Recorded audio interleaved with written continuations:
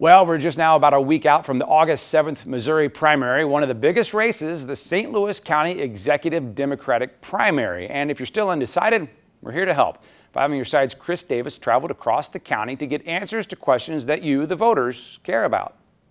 We're trying something new. Instead of us asking all the questions, we thought we'd bring the podium to you. These are your candidates for the highest office in St. Louis County. These are the questions you care about the most.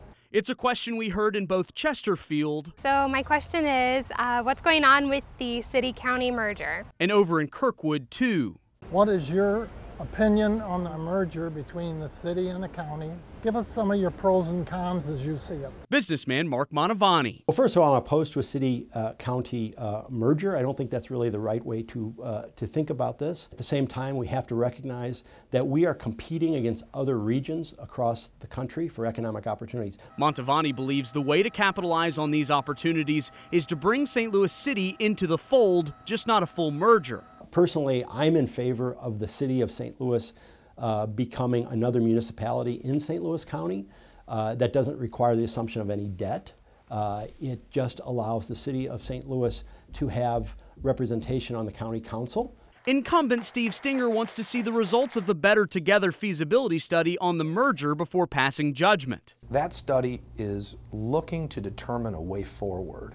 Right now, we're spending about $700 million to $1 billion more than we need to as a region on duplicative services and different layers of government.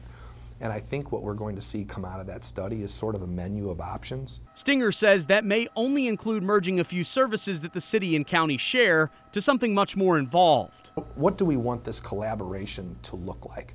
But I think we have to have that data first to really get an idea of what the impacts are and maybe the collateral consequences of working even closer together might be. Both candidates agree a final decision would have to be approved by the voters. In St. Louis County, Chris Davis, 5 on your side.